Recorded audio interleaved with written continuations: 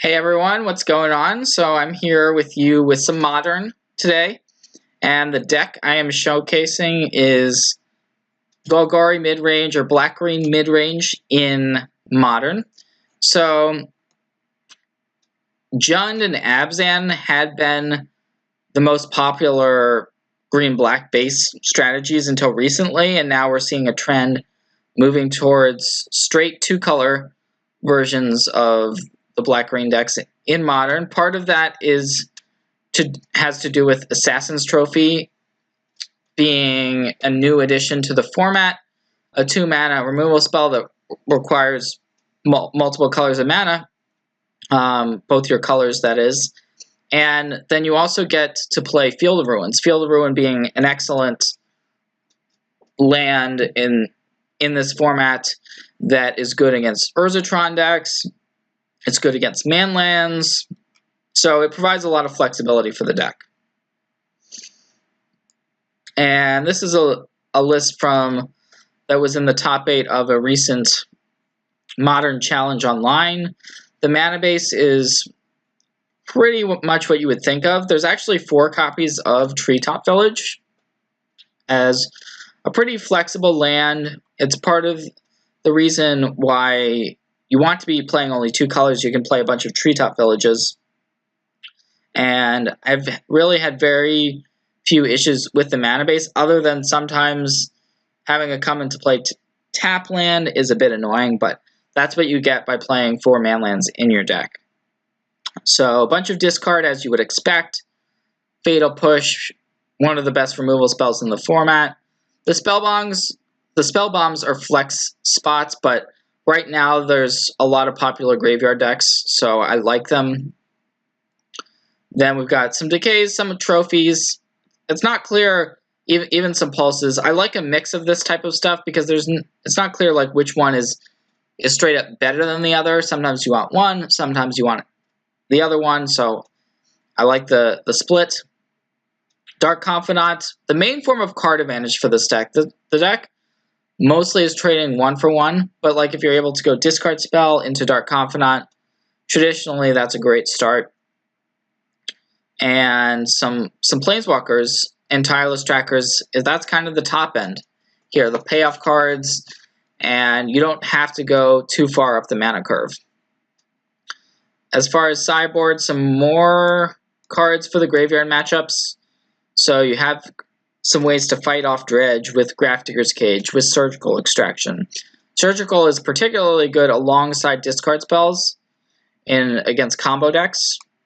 The Death Mark is a weird one that people may not be used to, but destroy green or white creature. Turns out there's quite a few of those in the format. Collective Brutality, perfect against burn and aggressive decks, but also you can side it in a number of matchups. Kitchen Finks, Obstinate Baloth, some additional life gain, grindy elements. Liliana, I've been very impressed with this Planeswalker.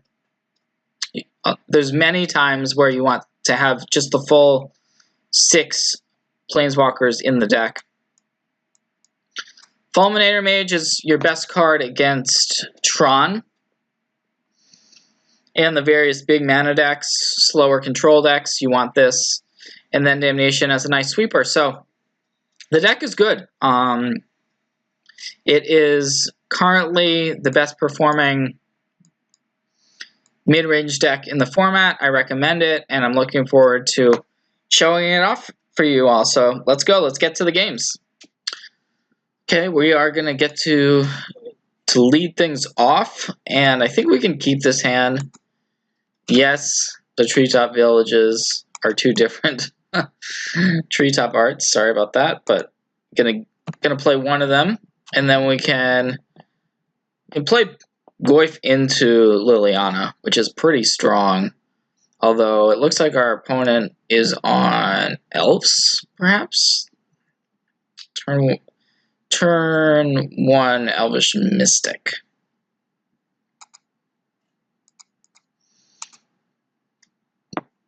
So the question is, does that change our choice? We could also Inquisition here and kind of hold off on the Tarmogoyf. I'm going to play the Goyf out, though. Hopefully this is... Sometimes the Elves deck can go crazy on you. So we'll see what our opponent can play. Dwyn is elite, that's strong. And a Llanowar Elves, okay. Not great. Not great for us.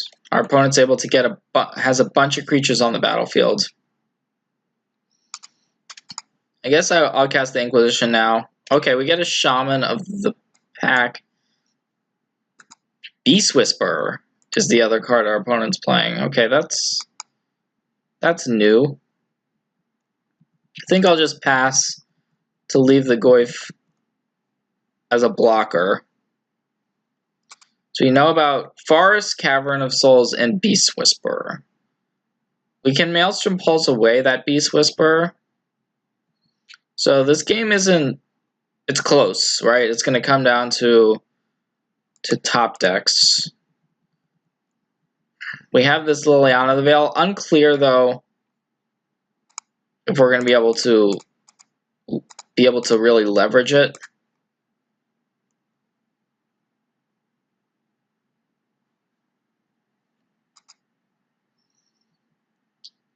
And I think we pass one more time before maybe considering some Goyf attacks.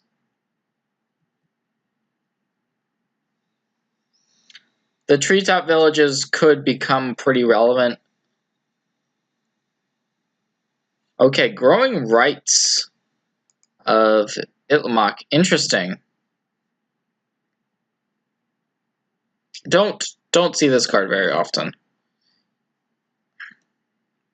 So our opponent gets the Elvish Chancellor, and then it can be transformed to be able to make a bunch of mana, essentially. Now the Chancellor is pretty bad news for us. Our opponent still has that Cavern of Souls in hand to protect against our Liliana ticking up. Nonetheless, I think we probably want to play Lily and tick it up. We did draw Abrupt Decay, which is an answer to the Chancellor to some extent.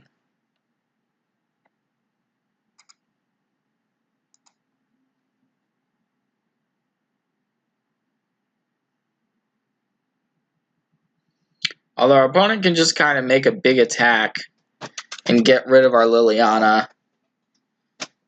So that might be what we'll see. Pendelhaven, that's annoying.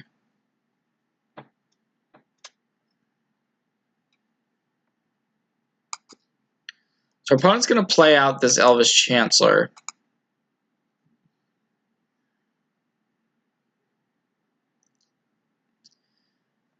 We can Abrupt Decay it. Probably will. We're just going to have to wait and see if our opponent goes for a big attack or not. If they make the big attack, they can guarantee get rid of our Liliana. And that would just be kind of at the expense of one of our opponent's elves. So, yep. And that's probably what's going through their head, but it looks like it's going to be a nice, sizable attack. If I was our opponent, I think that this attack, if they only send in these, even, yeah, I think that's the right attack to send in all of the creatures, which plays around removal spell, which we actually have. We have the removal spell, so we're going to use that to get rid of the Chancellor. We get to kill an elf, but then our Lily dies. Now, the good thing about this is our Tarmogoyf does grow up a bit, right? It's a 5/6. I actually made a mistake. I should have searched for another green source, which was kind of a big error on my part.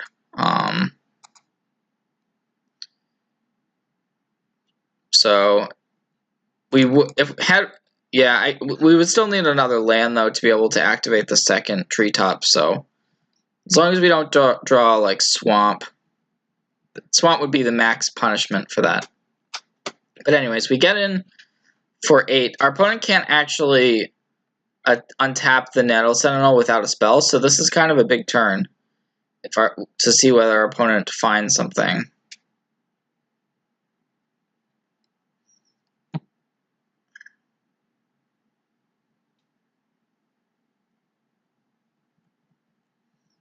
Yep, Elvish Chancellor. That's pretty good. So our opponent could attack us for 10 here. Or they can leave some creatures back.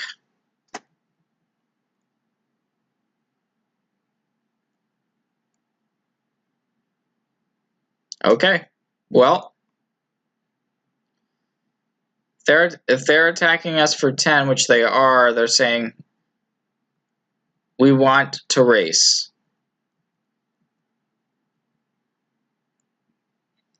Scavenging Ooze is a pretty nice draw. I think what we want to do now is attack with the Tarmogoyf and play out the Ooze.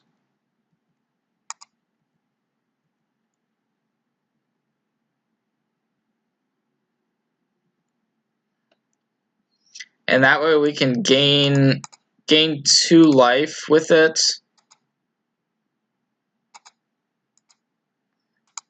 We can gain 2 life with it. So we're not just dead on the crackback. And so the Ooze was a pretty good top deck, but unfortunately our opponent can actually activate the ability of this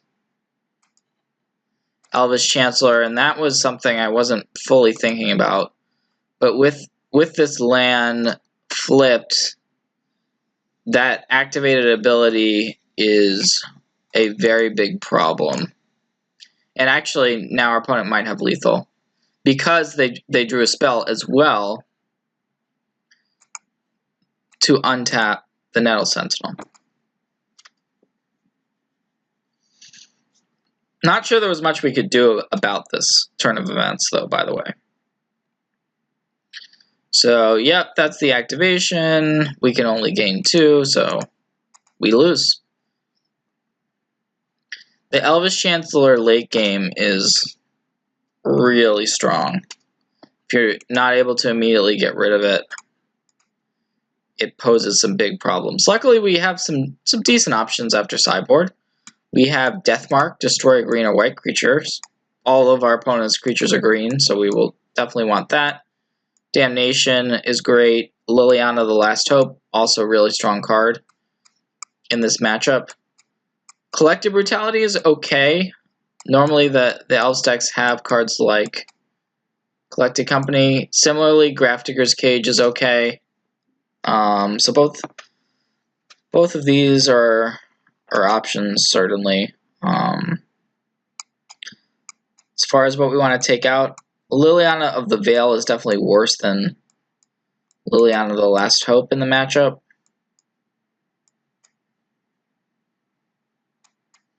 I also don't like the spell bombs. So I think we want to board in some of this stuff. Grafdigger's Cage. I think I'm going to board in 1 Cage and 2 Brutalities. Take out 1 Scavenging Ooze. and one more Liliana. Although actually, because we're in this top deck matchup, some of the discard we can shave on as well, because we saw that game how games can get into just kind of who top decks better. So yeah, I think I'll go with this in this matchup. More removal, more interaction, less of a chance, I would say, that our opponent is able to kind of start activating those Elvish Chancellors. And Grafdigger's Cage also prevents against that. Yeah, I think we keep this. It does have 2 collective brutalities, and we don't know that we're going to be able to get anything too relevant off of them, especially since we have the cage. We can play out this turn if we want to just play out the cage. Yeah, I'll play out the Grafdigger's Cage. And probably we'll just end up using these collective brutalities as like spot removal, because the cage does already stop the company and the cord.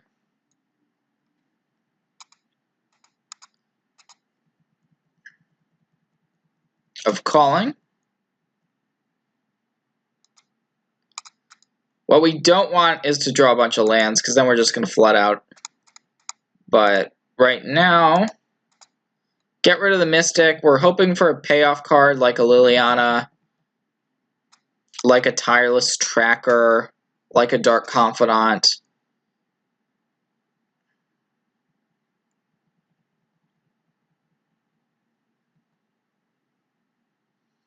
Interesting. So we have options now. We can either Death Mark this or Collective Brutality. I think I'll... Well, the question is, might we want to escalate the Brutality? It seems unlikely, but still possible, right? I'm just going to use it as spot removal. Get that Chancellor out of play. Hope to draw one of our payoff cards still. We have removal, we just don't have any way to really capitalize on it.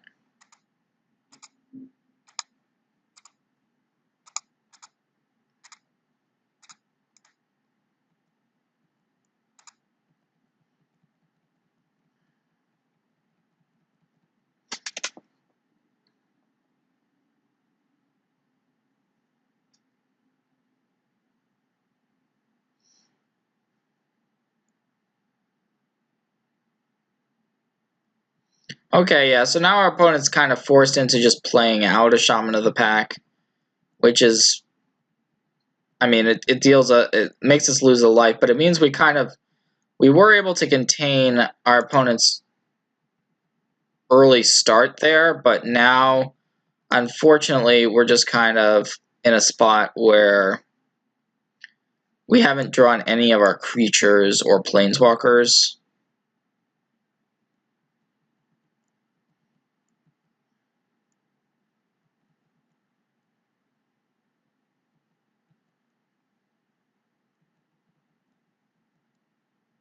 Okay, well that was good. We drew a tracker, so I think we just play tracker and play out our Overgrown Tomb. That's going to give us a clue. Then we can pass the turn, and we can sacrifice the clue, so we can kind of start getting some cards into our hand, and that is a big deal.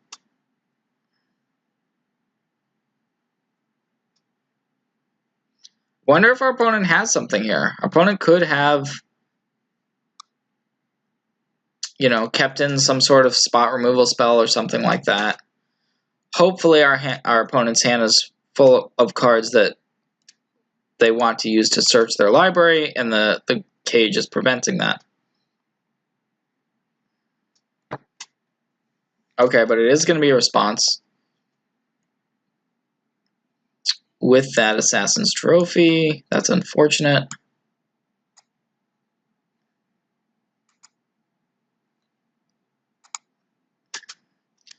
Well, just going to pass the turn. Wasn't sure our opponent would want to board an Assassin's Trophy, but they did. It was pretty good there.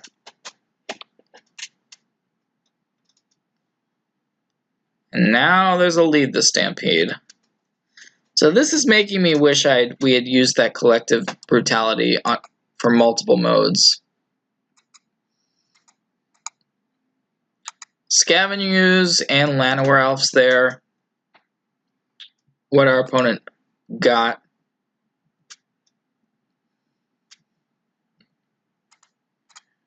So our opponent might have actually sideboarded with Grafdigger's Cage in mind.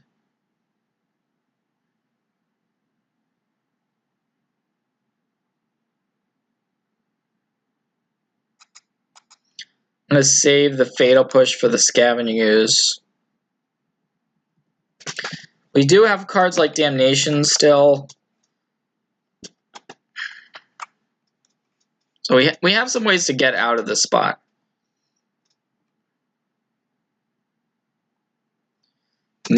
Might not have played this game that well, though. I will admit that. With those collective brutalities. Had we got that lead the Stampede out of our opponent's hand, it would have been really nice.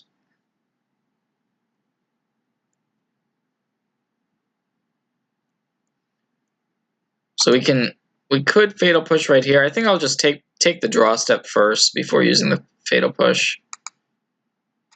And now use it. Well, actually, we could also attack with the Goyf, but I think we've already given away that we have that Fatal Push. And I'm going to attack with the Goyf. Maybe our opponent makes a block, but it looks like they're scared of us having more removal.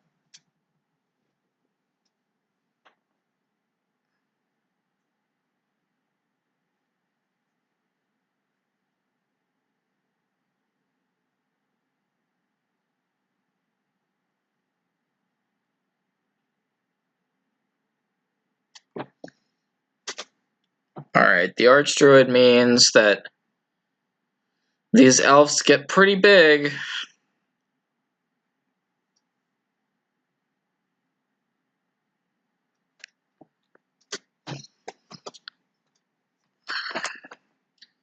So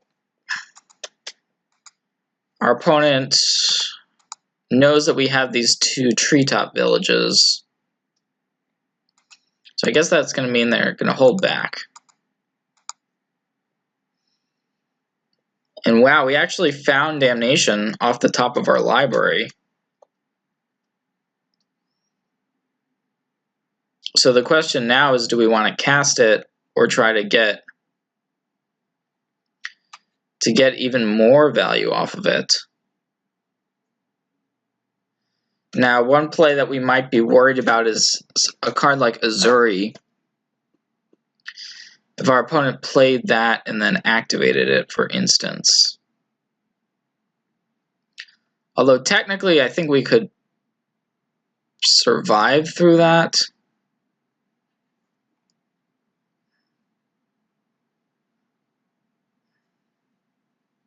I think I'll be greedy. I think I'm going to be greedy here and pass the turn.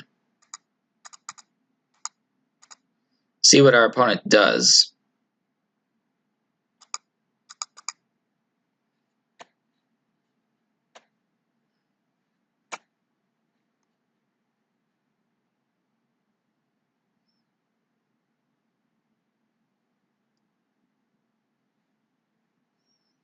Okay, another copy of Lead the Stampede. We'll see what this one finds. 2 copies of Beast Whisperer. So now our opponent can play out a Beast Whisperer, which they're gonna do.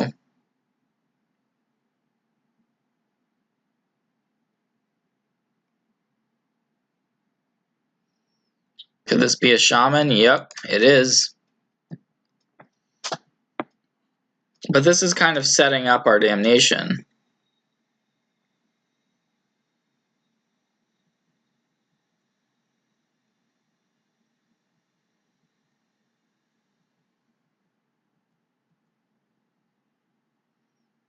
So yeah, now I am going to play it.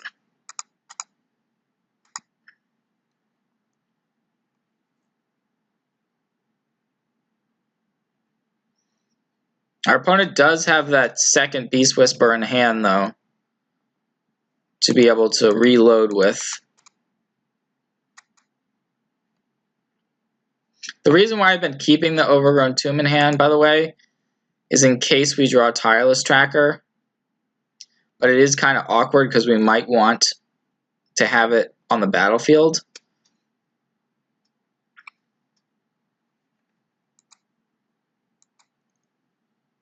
And our opponent still has 4 cards in hand.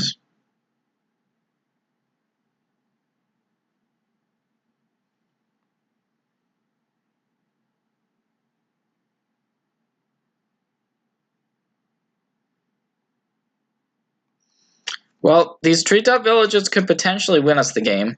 I mean, it's possible. It's certainly possible. We could just get in for lethal with them.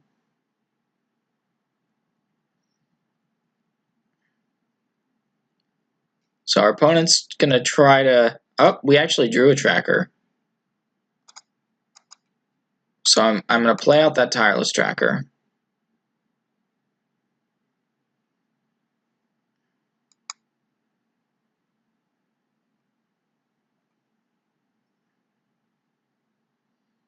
Let's see. I think we just play this tapped. I'm going to sacrifice the clue first in case we draw something like a removal spell for the Beast Whisperer. We didn't draw removal, but we did draw a pretty good card in Liliana.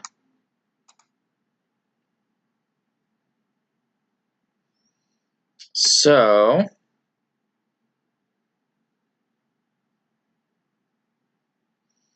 we could play out our Liliana.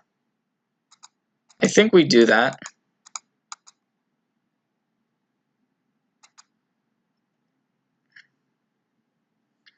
And now the question is, how do we want to use it?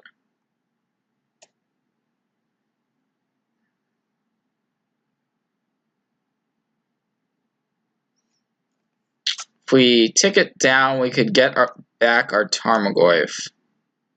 And then it would be on 1 loyalty for next turn. I kind of like doing that. It's a little bit of a gamble that our opponent doesn't have a way to deal with our Tireless Tracker, but I do kind of like this. Does mean that our opponent can play some things alongside this Beast Whisperer. Yep, there's an Archdruid, so that's gonna be a way of protecting some of these elves.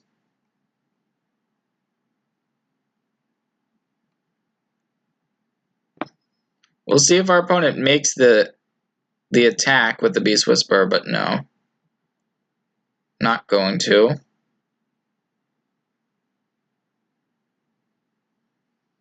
So we have this Abrupt Decay.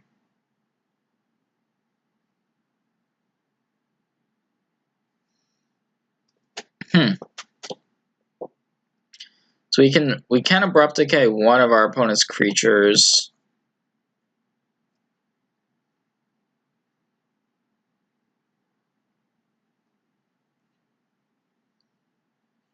The ooze is problematic.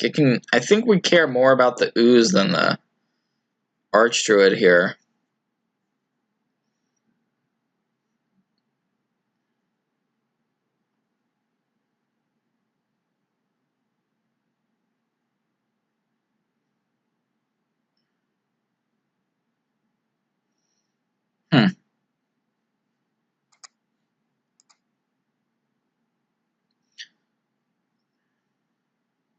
We can also activate treetop villages if we want to. Let's see, we have access to 9 lands, yeah. So I'm gonna activate a treetop and get in there. Make our opponent react to this attack. I assume they're just gonna take it, which they are. So then I think we just get rid of the ooze. It poses a very real problem for us. The Archdruid is bad news too, but I don't think as much so as the ooze, because just gaining a ton of life.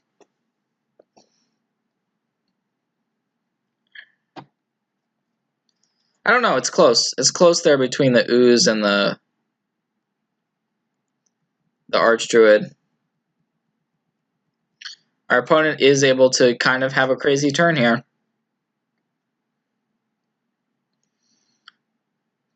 Depending on what they've got in hand, that is.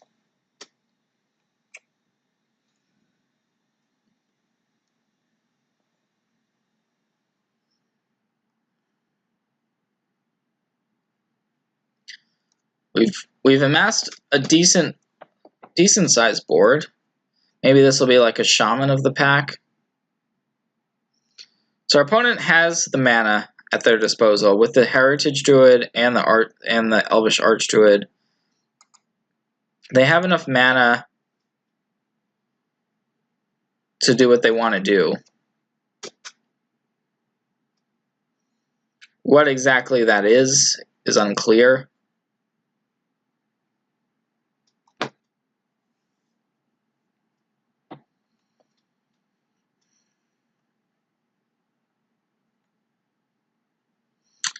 Yeah, I wonder what would have happened if we decayed the Archdruid instead of the ooze.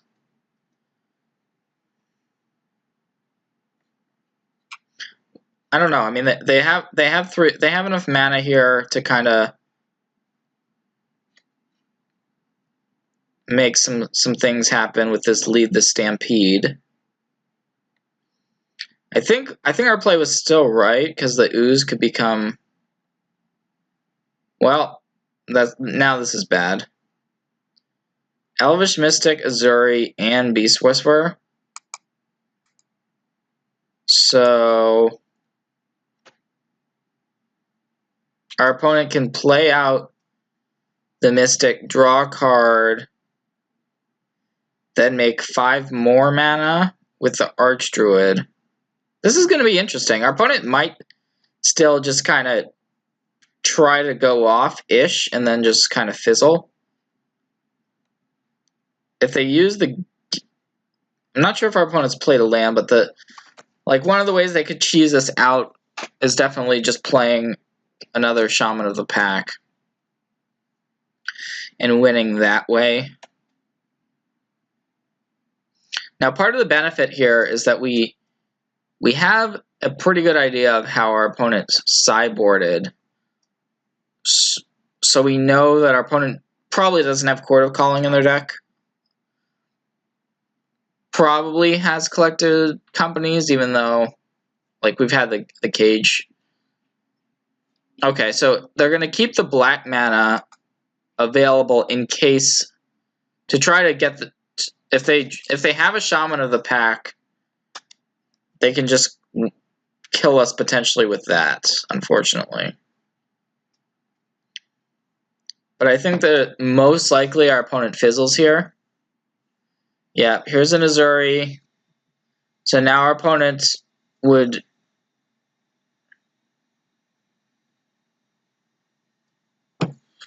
Yeah, this is close. Our opponent would need like a Dwinnen's Elite there, but considering they're passing, I think it's pretty likely that we just have the win, especially now that we drew this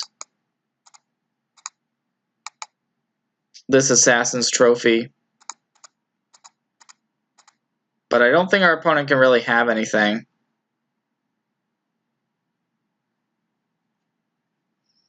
So this should take us to game 3. Yep. Sweet game there. That was very back and forth. I didn't think we were going to win based on our opening hand. I think based on how that game went, we probably just don't want the Grafdigger's Cage. Not exactly sure what we want instead. Maybe just another discard spell. We eventually drew our good cards. It just took us a while. Our good cards being the Lily and the Damnation and the Tracker.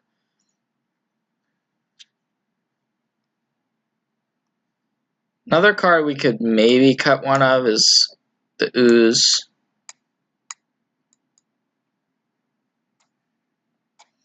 The discard spells are pretty important on the draw. Like, we want to stop cards like Lead the Stampede.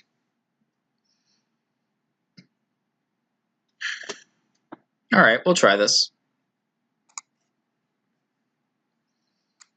Now, this hand is interesting. I think we do keep it, as Liliana, the Last Hope, can potentially be very powerful. We're definitely looking to draw another land.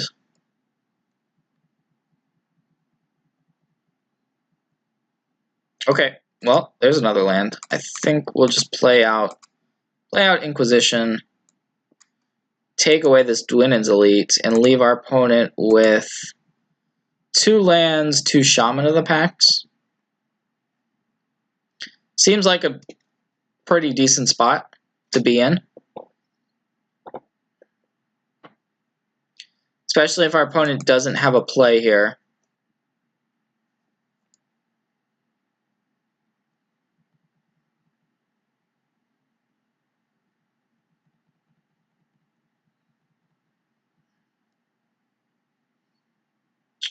So we drew an Abrupt Decay.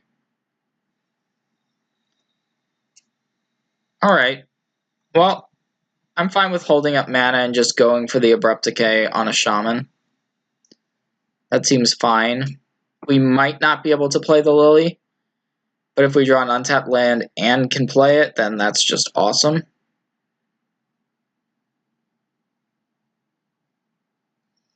Unfortunately, though, our opponent drew a Lead the Stampede, which makes our play seem quite bad. And has found 2 Elvish Archdruids and an Azuri. Wow. That's gross.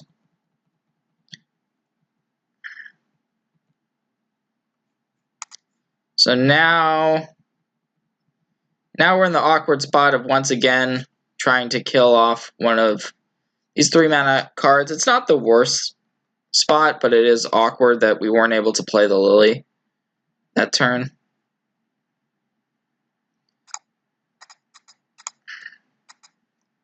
Sometimes you make a play, you understand the reasoning, and then your opponent does something and it's like, wow, really wish I had taken the other line. This turn, I think we play out the Liliana. Yeah, I'm going to play out the Liliana.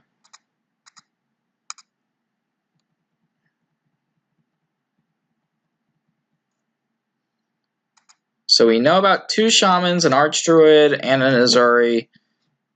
So a lot of stuff our opponent has access to. Actually, we're pretty happy with this. Our opponent is Assassin's Trophying us, but we have another Liliana. And we wanted access to another land. So that ends up working out, I think, in our favor.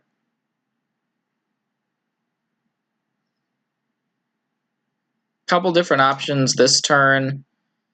If we want to play out the tracker and get some clues, we can. I don't think we're that worried about getting the clues, though. I'd rather just get out our second Lily and the Dark Confidant. Because the Confidant gets us some value. And we can just... We might not have time... Like, we want to fetch land alongside tracker, but I think this is a great spot to be in.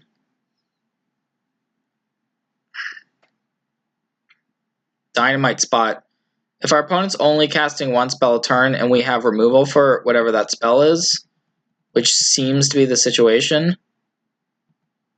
then yeah, I like where we're at. We can play out the tracker. We'll get a clue. I think we want to escalate this collective brutality as well, and just look at our opponent's hand. So -2, just in case our opponent does have like a collected company, even though we haven't seen one yet out of our opponent. But anyways, we get to see our opponent's hand: 2 Shamans, Azuri, Mystic, and Elite. Okay, so we're playing with that perfect information. Yeah, reminding myself now to use the Liliana. And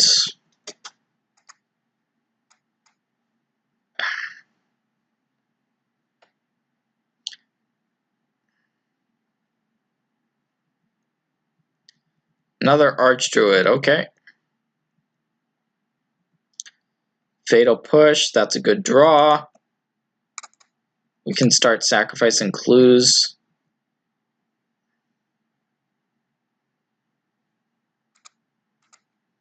And now we have this. We have Revolt.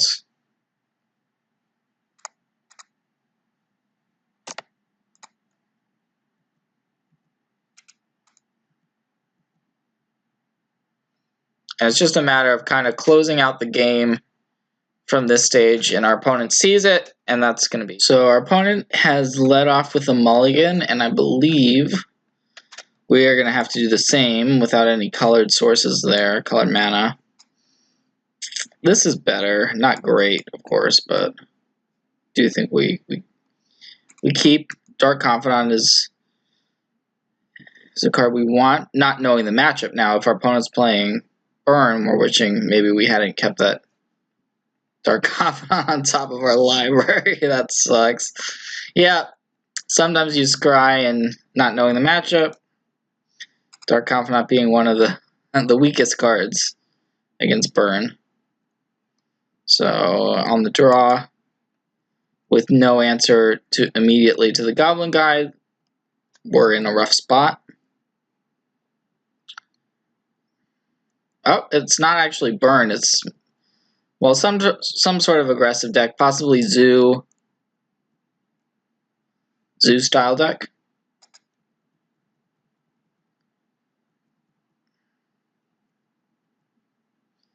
Well, I am going to play out this Dark Confidant because it's the only thing we can cast in our hand. Be quite happy to trade it for this Goblin Guide. Somehow I don't think that's going to happen, but it could. Our opponent's down to 3 cards. Rift Bolts. Okay, no attacks. Interesting. That's good.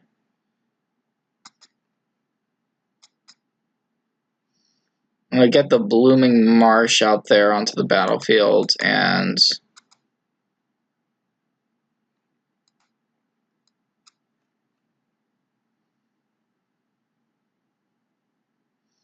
I think we want to play out a Liliana. I'm going to play out the Liliana, the Last Hope.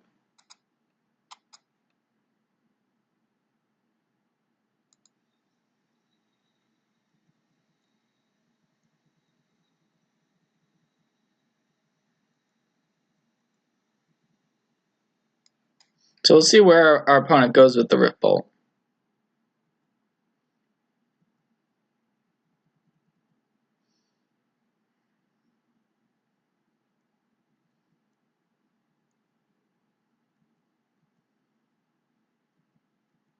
So I guess their strategy seems to be to let our Dark Confidant stick and play.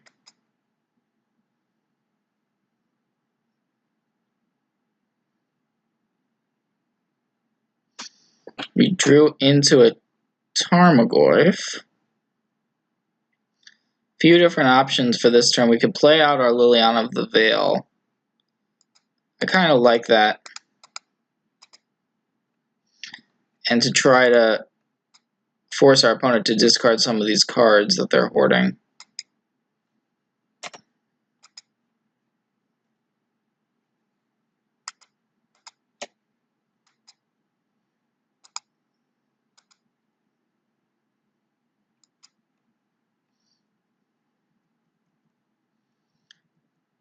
Now we do have the option to kill our own Dark Confidant with Liliana of the Veil, and that's something we may want to look to do on the next turn. We'll see what happens here. Okay.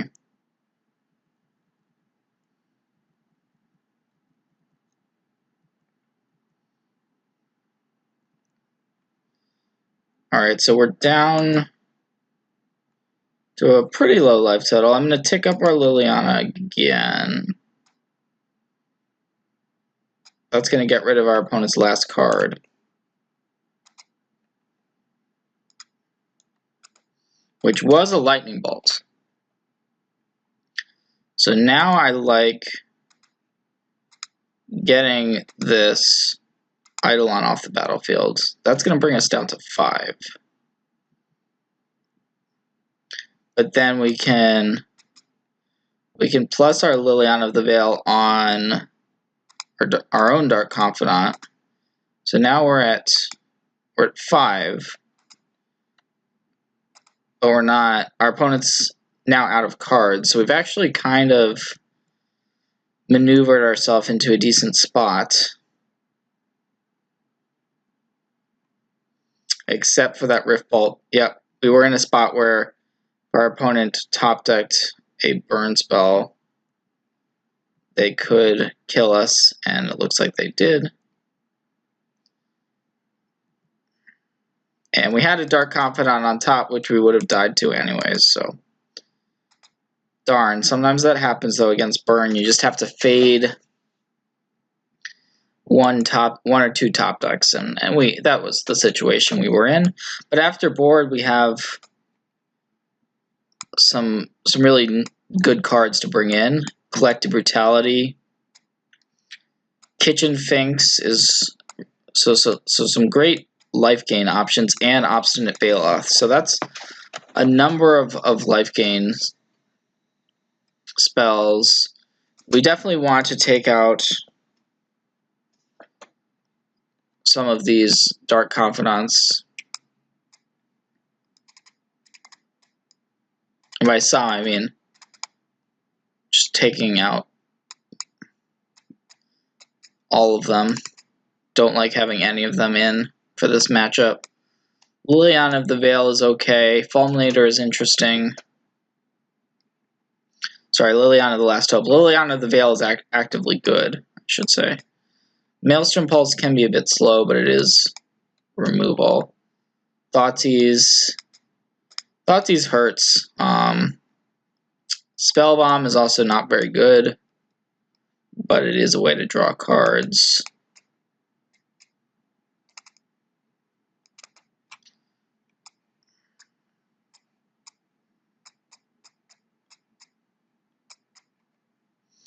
It may be because we're going so life gain heavy, we can play a couple Dark Confidants, because we can get rid of the Dark Confidants with our own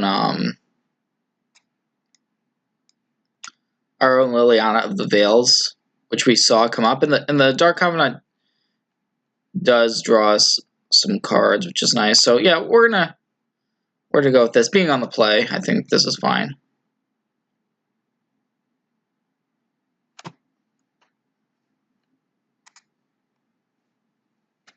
Yeah. We have life gain, we have lands, so we'll keep. We don't have immediate removal, so if our opponent plays like a Guide or Swift Spear, it's kind of annoying.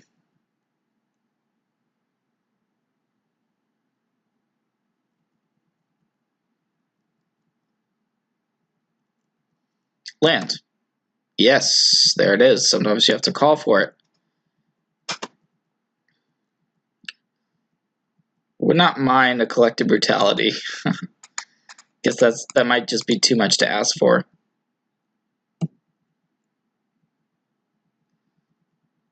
So we have a lot of tools at our disposal for next turn.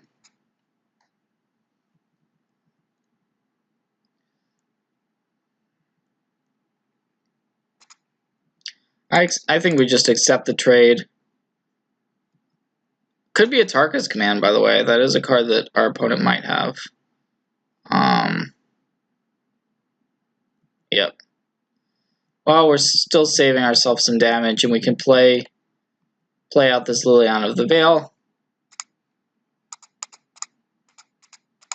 And I think we just go down with it, get rid of the Goblin Guide.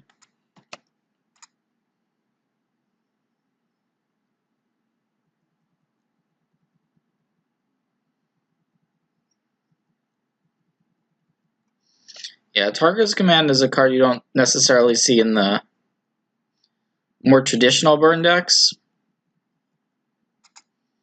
But it does make sense for our opponent to have it here.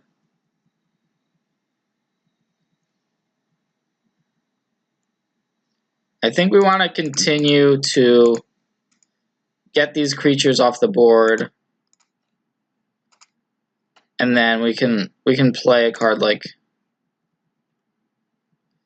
Obstinate Baloth on another turn.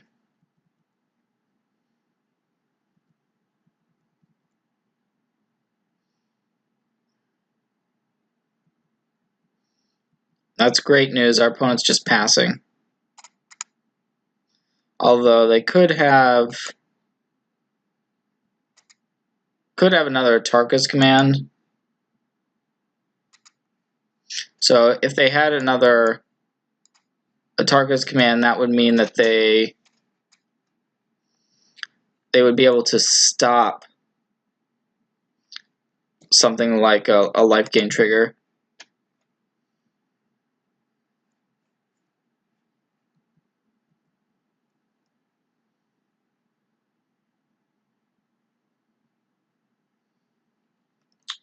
But one other play that I like is just playing out the Scavenging Ooze and gaining some life that way.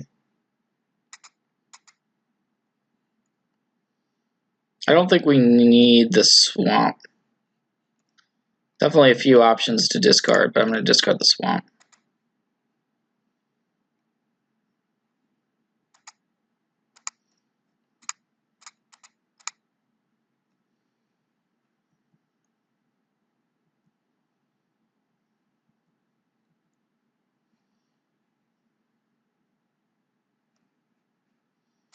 So Lightning Helix we can respond to.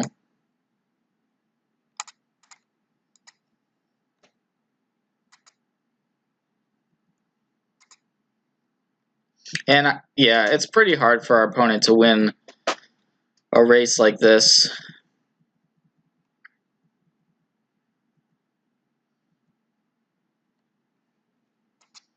Dark Confidant, yeah, we're not in the market for that at the moment.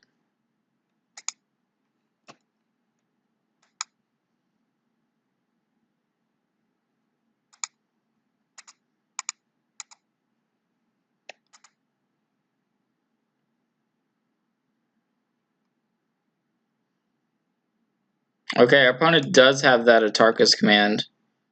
So that being said, we can respond to it.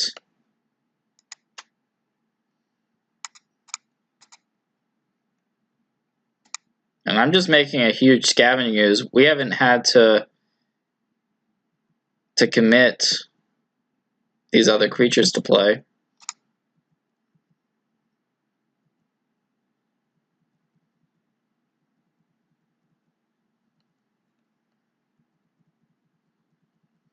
And 9 is just such a high life total in the matchup.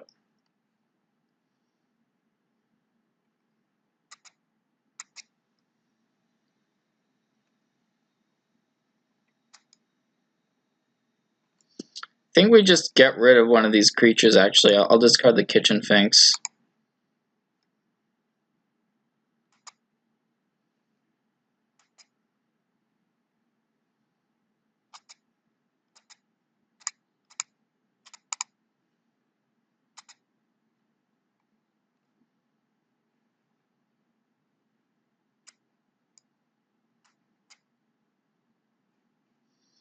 Yep, that is going to be the game there. So we had a good draw, and we were on the play with a lot of our, yeah, that's pretty much how that went. I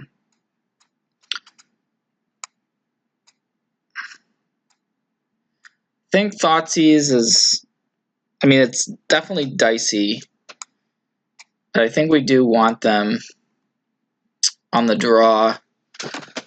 So, like, trading a Thoughtseize for a Boros Charm, for instance, is like just something you kind of accept.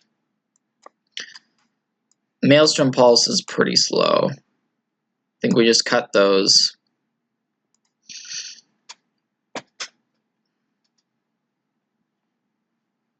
Number of cards that aren't great. If we had more cards for this matchup, we would certainly take out sideboard more aggressively. We'd have, but here I think we keep this. Inquisition definitely better than Thoughtseize, and we have removal, so seems fine.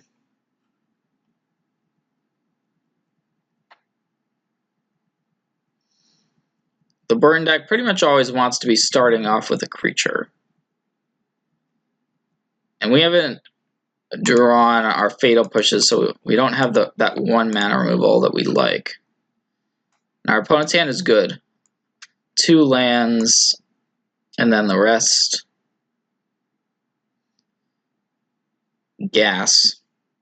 I'm just going to take the 4 damage burn spell and leave our opponent with Helix, Blaze, and Riftbolt. That's a number of strong spells. What we would really like now is a Planeswalker. Something like a Liliana of the Veil would be perfect.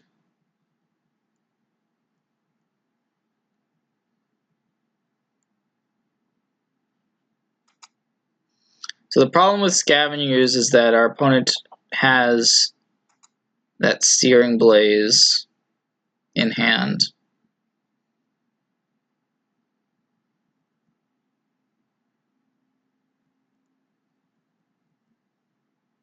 So I'm gonna use this turn to Abrupt Decay the Swift Spear.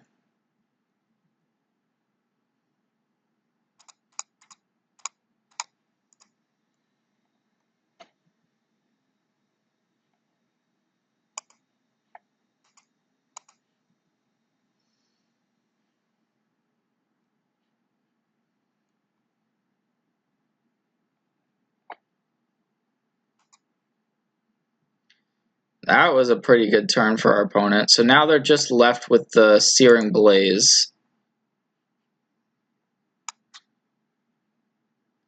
We can use the Assassin's Trophy to get rid of the Eidolon. So that's the plan.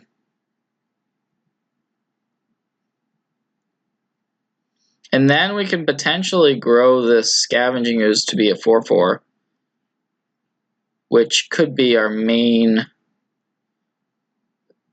route to winning the game. So I'm gonna Assassin's Trophy now. We wanted to let our opponent take some damage off their Riftbolt. That's why I didn't do it. Didn't use the trophy before this point.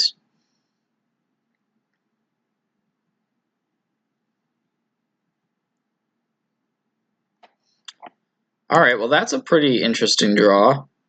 Liliana of the Last Hope. We can play that out here. I think that's the best choice. And then next turn we can play out the Ooze with a bunch of green available.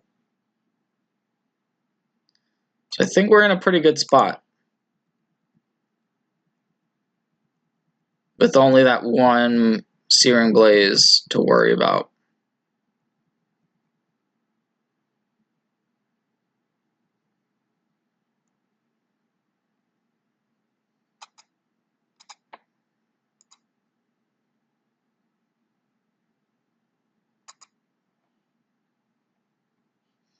So with our Liliana, think we tick it up this turn.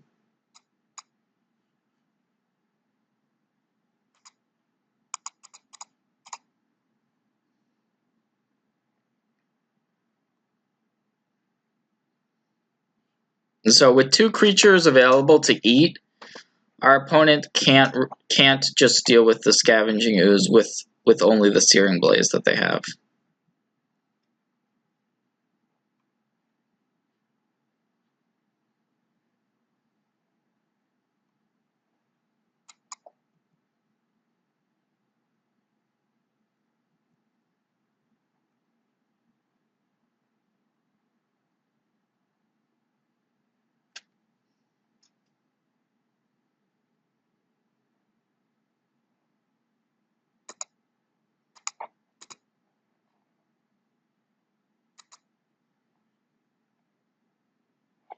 I'm just going to do this now because we're doing it regardless, and we have, yeah, we're doing it regardless.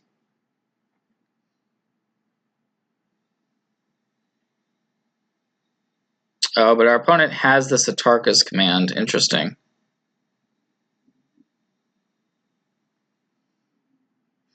Okay, well, we're going to let that resolve.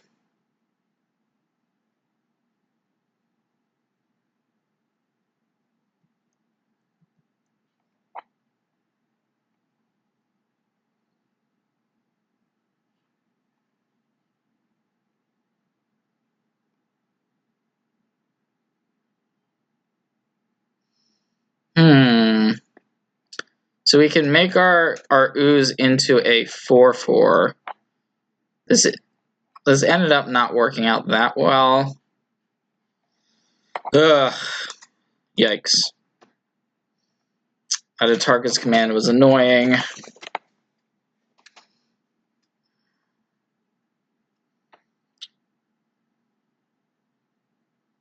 We can also just let this ooze die and then get it back next turn with Liliana, which I think we just do that. Yeah, we can do that.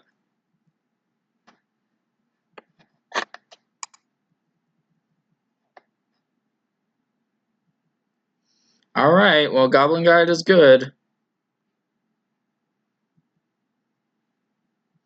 Although we have a Fatal Push.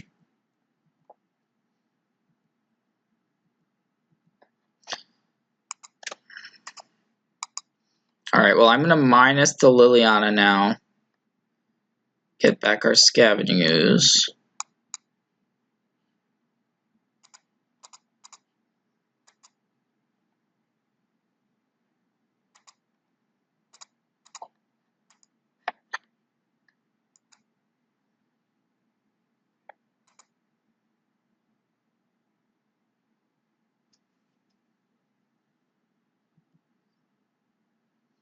Yeah, we just pass here. We're still dead to a burn spell off the top, unfortunately.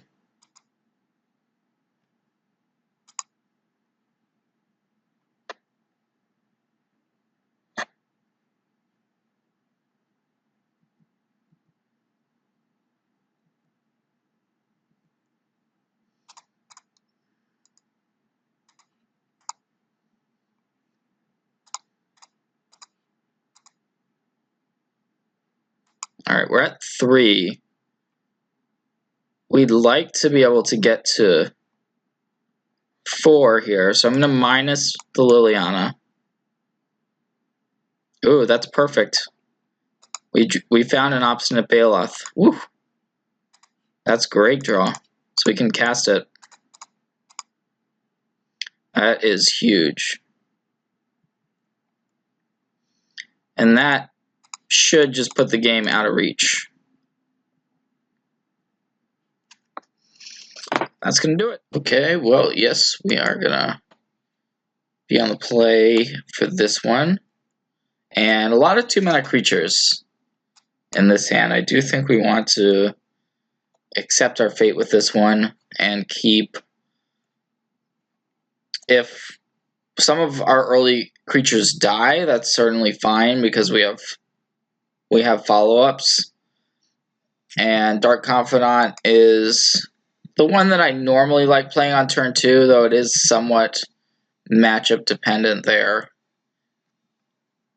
I'm going to lead on Marsh Flats so that we can get most likely an Overgrown Tomb, and our mana with this hand is quite nice. That is part of the advantage you gain from playing a 2-color deck. Okay, so probably Affinity here. Let's see. Oh, no, it looks like Hardened Scales with that animation module. And those 2 Welding Jars mean that our opponent is going to be able to protect their threats. So that could be pretty annoying for us.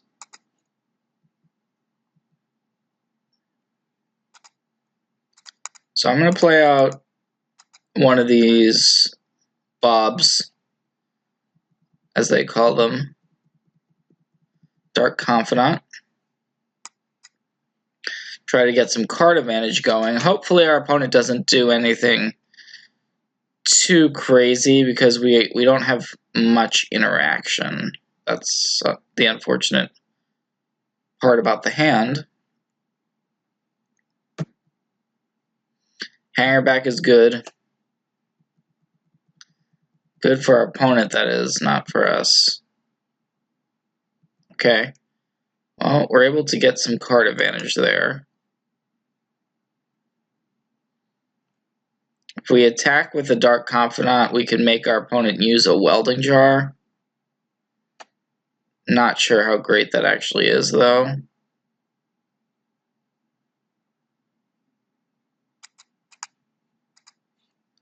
I'm going to start with this Thoughtseize. Okay, Arcbound Ravager and Ancient Stirring. So yeah, really good hand. This hand has been really solid for our opponent. I'm going to take the Ravager. Leave our opponent with that Ancient Stirrings. Now, grinding through this Hangerback is just going to be pretty difficult to do. I'm going to play out the Goyf and just pass the turn here. Goyf is a nice big attacker that can start chipping away at our opponent's life total.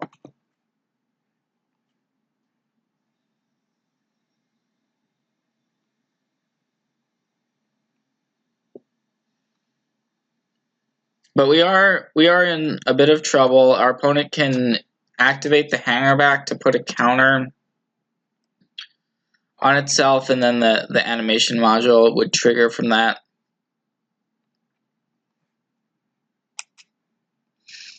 Which then allows our opponent to start generating servos.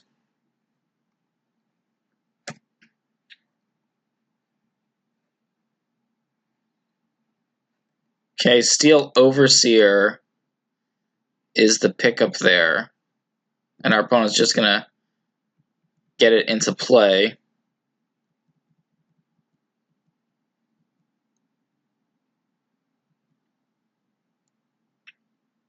Liliana of the Veil is interesting. We could minus it to force our opponent to sacrifice one of their creatures, which is pretty good.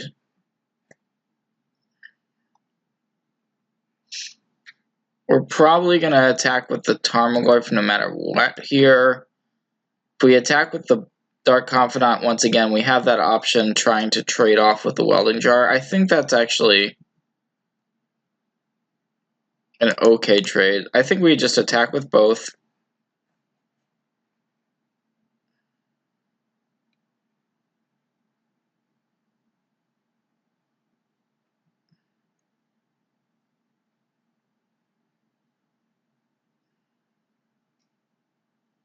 So, yeah, we're going to trade off the Dark Confidant with a Welding Jar.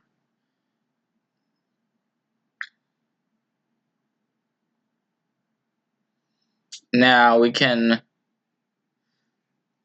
play this Liliana and minus it, which is what I'm going to do.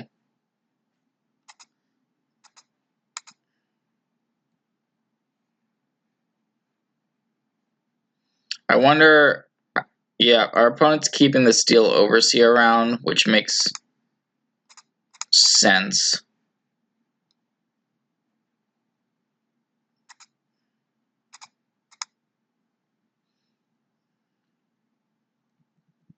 Because they can start making a bunch of servos.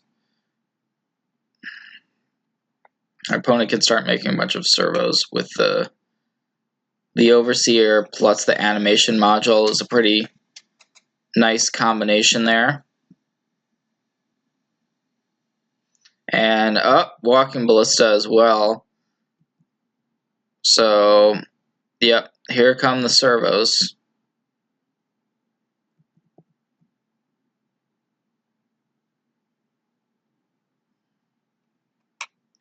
Notably,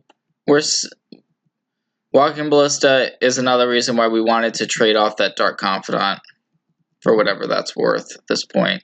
We really need to draw like another removal spell, but this game is slipping away fairly quickly.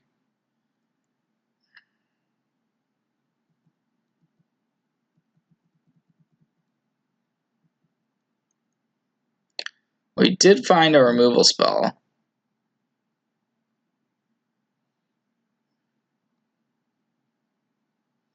Unclear if there's anything great we can actually do with the Maelstrom Pulse here.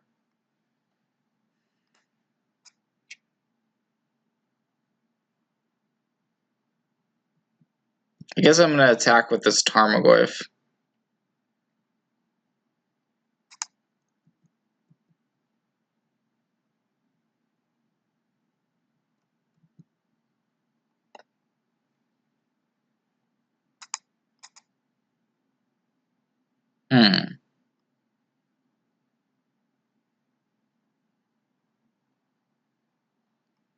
Do we want to use our Abrupt Decay?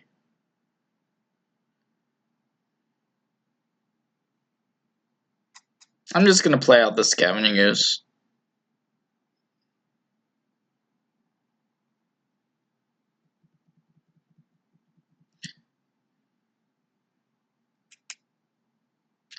Unfortunately, Abrupt Decay does not read it can't be regenerated, so the Welding Jar does work against Abrupt Decay. And that's really bad news. That could just be game over.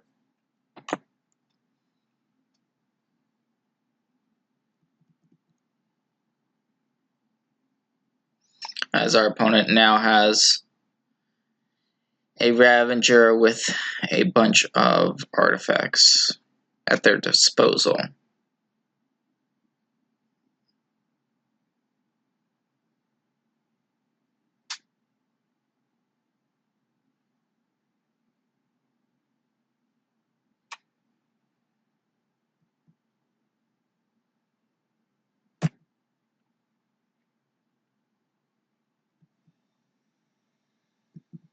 And this is what the Hardened Scales deck can do. It's capable of some pretty disgusting draws, certainly. And when it does its thing, it looks really impressive.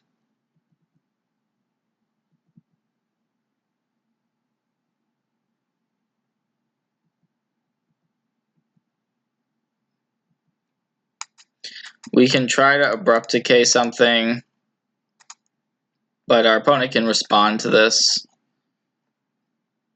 by sacrificing the Ravager, which I would suspect they will do.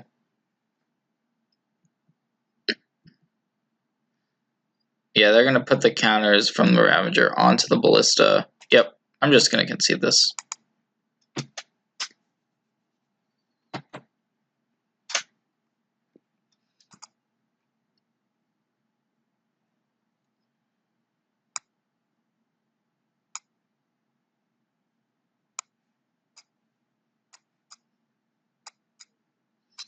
So after sideboard,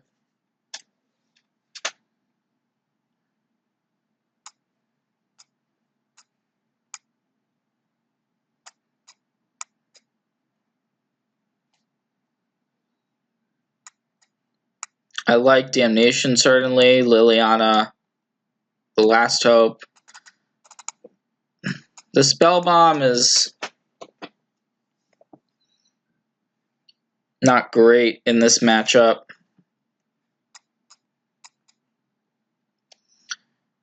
But I don't think we have a ton to actually sideboard.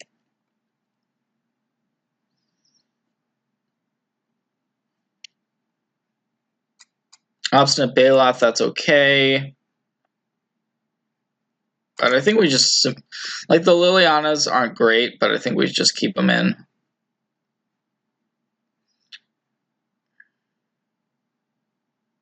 See, taking out one Liliana of the Veil. Fulminator is an interesting option. Our opponent has the Inkmoth Nexuses.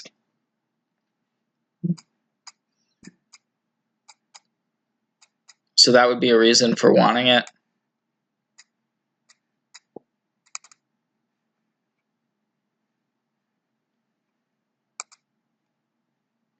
And we don't have that many ways to actually deal with a Nexus. We do have 2 Field Ruins in the deck and the Assassin's Trophies. So there are some answers, as well as the instant speed spot removal with the Fatal Push to deal with an Inkmoth Nexus our opponent might try to go crazy with.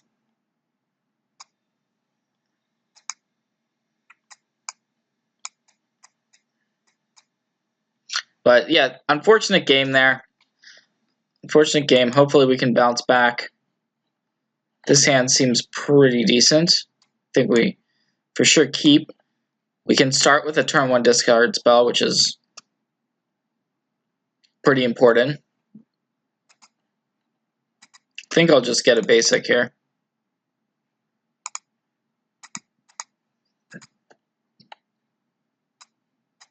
And okay, so Darksteel Citadel, Inkmoth Nexus, 2 workers, Ravager, Overseer, Ballista. Wow, okay.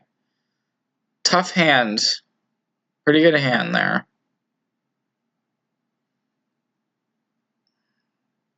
No real obvious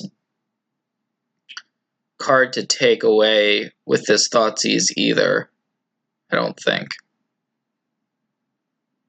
We can Thoughtseize again on the next turn.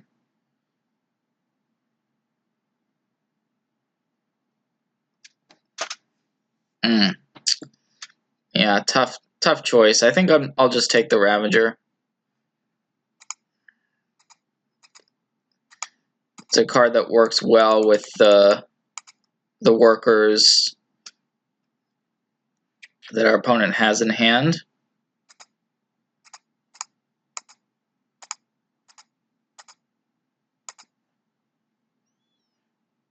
And we have the option now of playing out a Scavenging Ooze or Thoughtseizing again.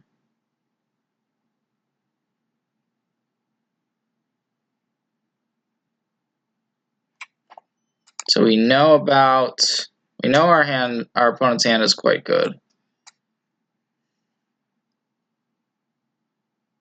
They could play a Steel Overseer next turn, which is a problem.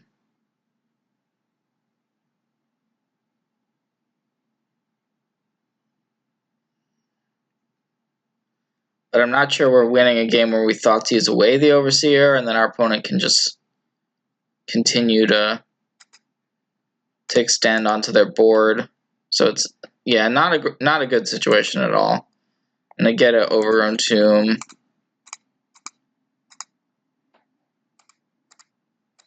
Play out this Ooze. Likely our opponent plays a Steel Overseer for turn, I would guess. Yep.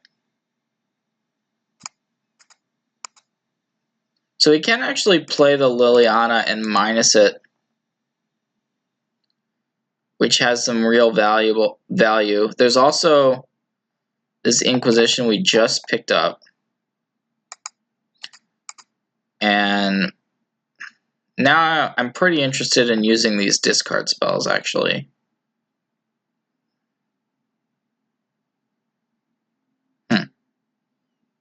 We could also Field of Ruin the Ink Moth, which could get annoying, and use a discard spell. So a bunch of options, actually. We go Liliana minus. Our opponent can play Walking Ballista, make it bigger.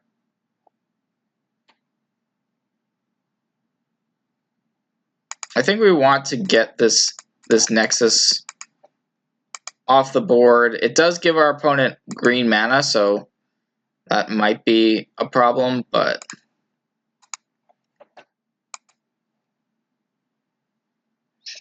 and our opponent still has a hand full of gas here.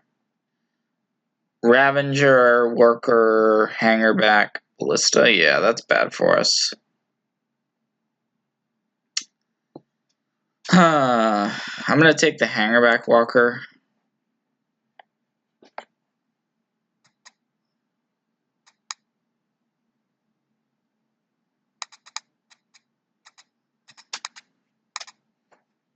So now we're against Worker, Ravager, Ballista.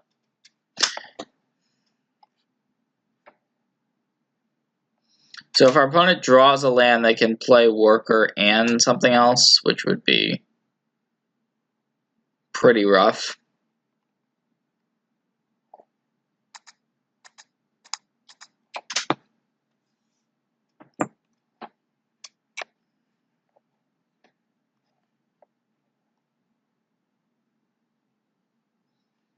I assume, yeah, maybe it's just Ballista. Looks like that's the conclusion our opponents come to.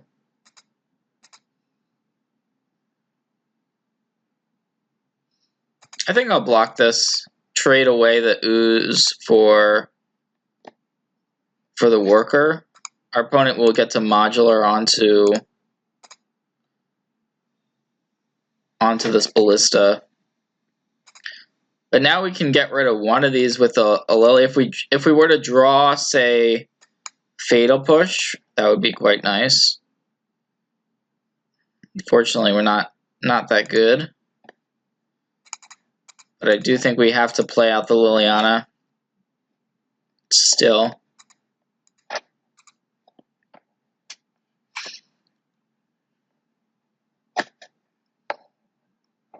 Now, one play our opponent can make is use up this Ballista, say ping Lily, ping us, and then sacrifice it.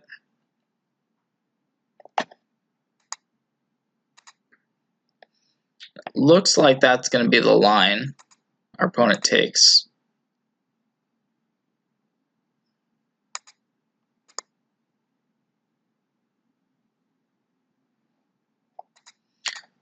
Might as well use this Thoughtseize. Our opponent seems to never have a great card that we want to Thoughtseize away. So it's either a Ravager, but our opponent has two, or a Worker. I guess I'll take away a Worker. Hope our opponent draws all lands and we draw some gas. I think that's kind of our best option. Ah, well, they drew a Hangerback for turn.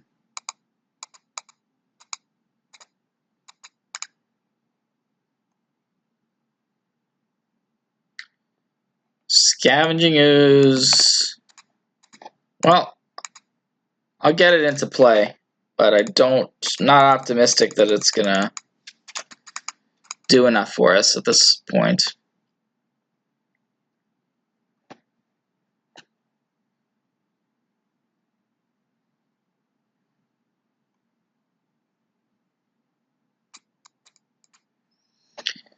Our opponent can play out that Arcbound Ravager and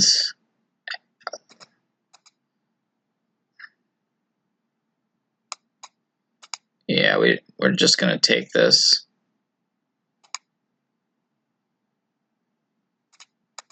Unfortunately, black-green doesn't have great removal spells for Hangerback Walker. We did draw Fatal Push.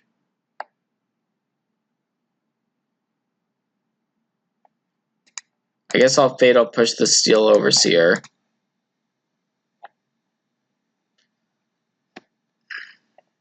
But yeah, unfortunate draws here.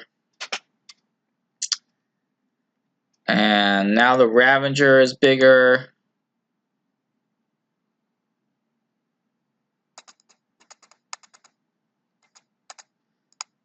Our opponent actually, I think, just has lethal on board. If they attack with both, and then the Ravager can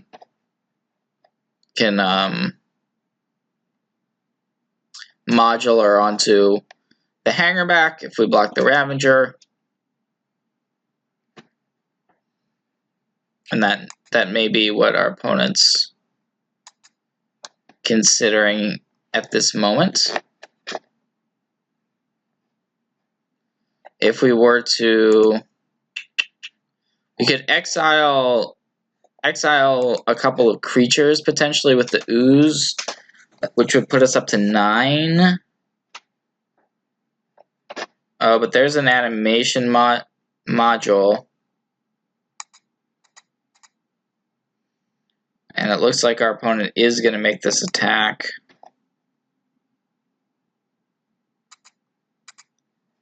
I'm going to block the Hangerback Walker. But now, yep, our opponent sacrifices the Hangerback. And they have 5. Yep, I'm just going to concede this. We are dead here. Alright, let's see what we got. We have a keep. Always like keeps, although it's not perfect. But we'll see what our opponent's playing in a minute here, and then we'll have a better idea of where we're at. Looks to be a mirror match.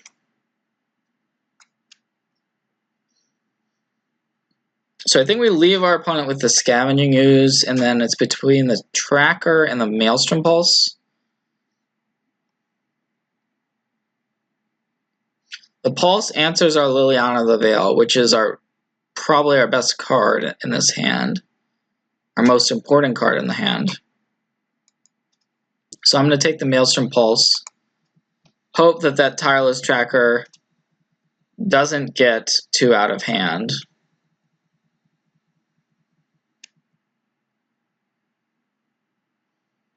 Okay, well, we have multiple removal spells, which is not a bad place to be.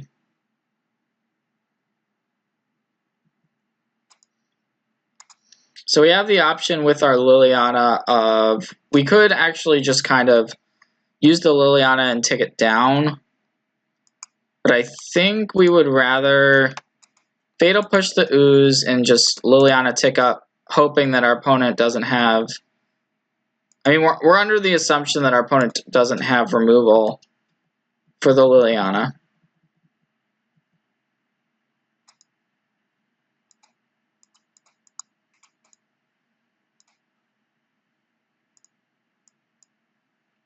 Just going to discard the land, I think. Yeah.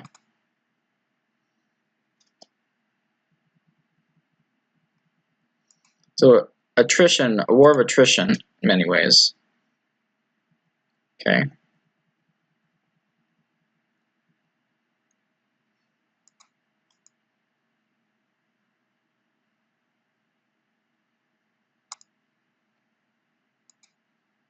So we're leaving our opponent with only one card in hand. They actually discarded the Tracker.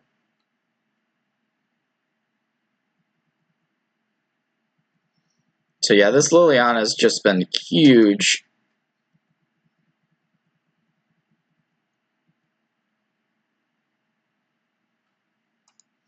I'm going to tick up, discard the Decay, and then play out the Goyf.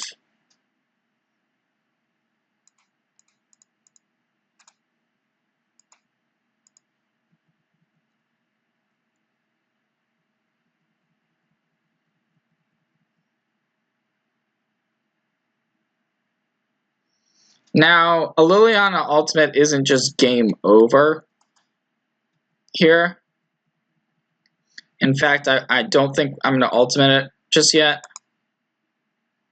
Well, I should play, of course, play out Liliana the Last Hope. Then tick up our Liliana the Veil, get that last card, which was a second Tireless tracker. Get that out of our opponent's hand. And now we have two Planeswalkers going at it.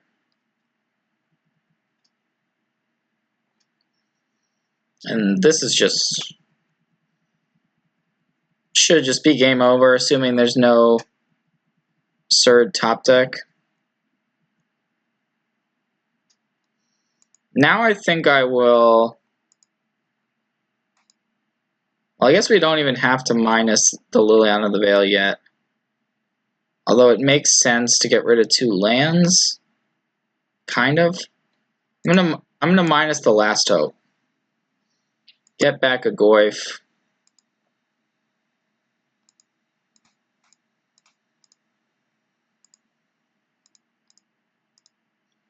Just continue to tick up our Liliana of the Veil.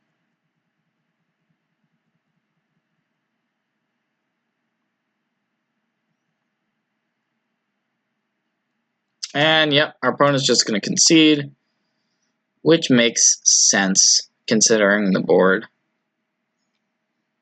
So the key decision there was taking away our opponent's Maelstrom Pulse with that early discard spell. In terms of sideboarding, there's definitely a number of cards that are worthy of consideration.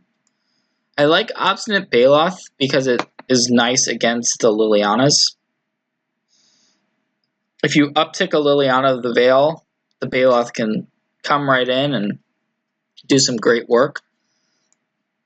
Liliana of the Last Hope is good. It can deal with Dark Confidants. And for that reason, the Dark Confidants on the draw can be kind of vulnerable. I also like taking out all of the Thoughtseizes. Deathmark is an interesting card. It's pretty specific, but it is a removal spell that deals with some of the more important creatures.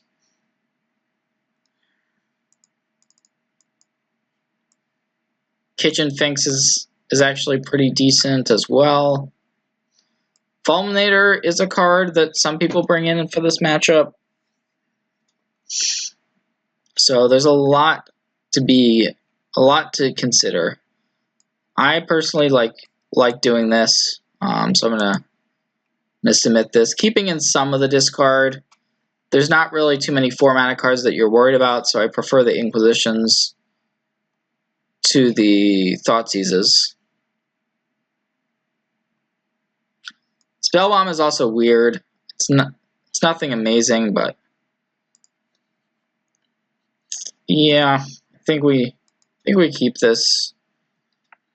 It's not great though, but mulliganing in this type of matchup where all your cards are super important is not really where you want to be. I like Dark Confidant more on the play because on the draw, it doesn't line up against Planeswalkers. Like, you play it, and then they play a card like Liliana the Veil or Liliana the Last Hope, and that can be pretty painful. So we have a decision to make. I think I'm going to just go for the discard spell. Hoping to draw an untapped land for next turn. Scavenging Ooze, Kitchen Finks, Fatal Push, and Trophy. That's a good hand. Well, The Finks is pretty annoying. Kind of want to take that. Yeah, we'll take the Kitchen Finks. Pretty good hand, though, for our opponent. The Kalitas could become pretty bad news, depending on if our opponent draws the lands for it.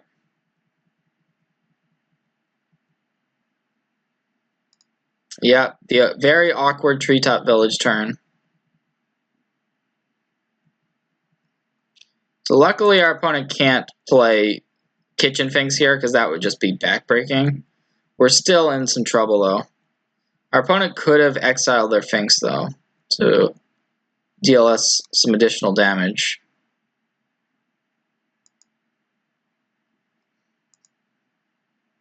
We have our own Finks we can play. Yeah, I think I'm going to play a Kitchen Finks of our own.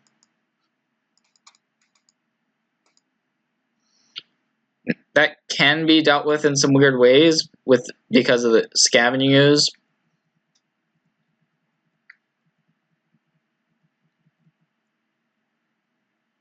There's the land, though. That means Kalitas is going to come down. Alright, I thought Kalitas was going to come down. I guess our opponent's going for something different. Going for Fatal Push plus Scavenging Ooze. Does not seem as strong as Kalitas to me.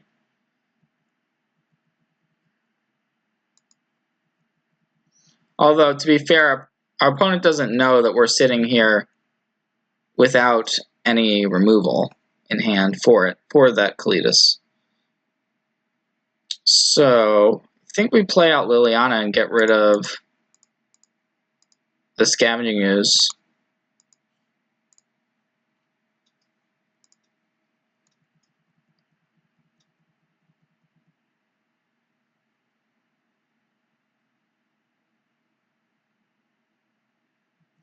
Interesting. So now our opponent is forced to commit this Hissing Quagmire to getting rid of our Planeswalker. Not sure about how our opponents played this. But now Tracker's lights out because we get 2 clues from it.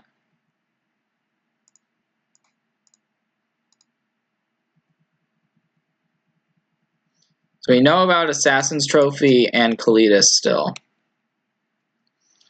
The fact that our opponent has not played that Kalitas yet has been very good for us.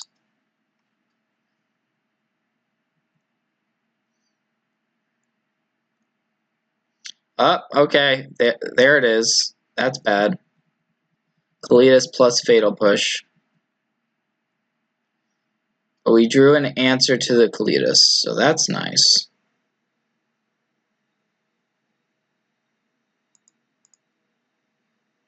And our opponent has an Assassin's Trophy, huh? Still left in hand.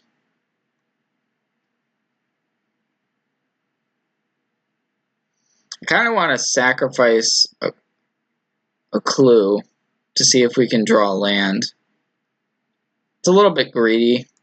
I think I'll do it.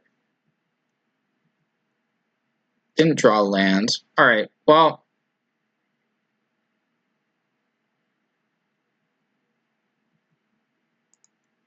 We are definitely going to attack with this tracker.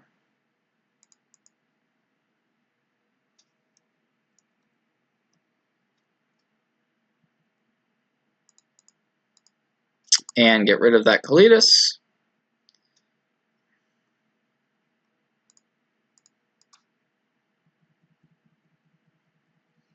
So that Assassin's Trophy probably is going to take out our tracker. Yep. We are now out of basics.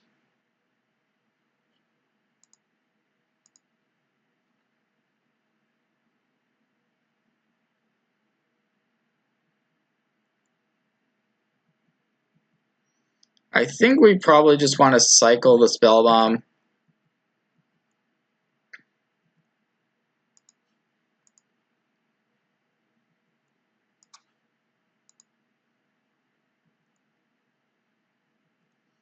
Fatal Push is Fatal Push times 2. Well, that's nice. So we're probably going to want to at least Fatal Push away this Goyf.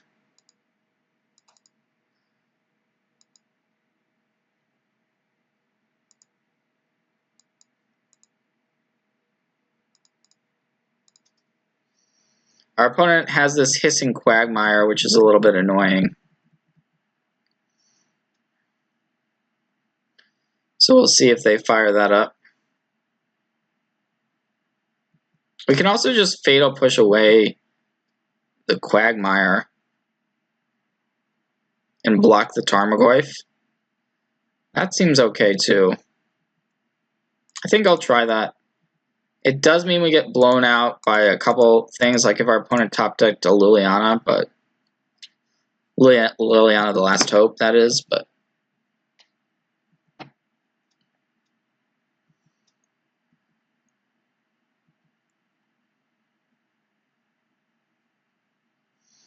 so now we still have this Tireless tracker in the graveyard we kind of want to get back. Yeah, I'm going to do that. Yeah, I'm going to do that. Oh, we also have a Goyf now. Another Goyf. Well, I'm going to get the tracker.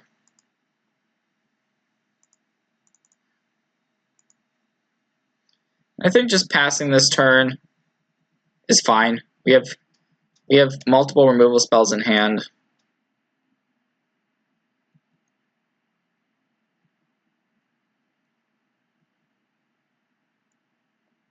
And this attack is gonna, our opponent is not gonna be happy about how this ends, because we have the Fatal Push, which is kind of just backbreaking here.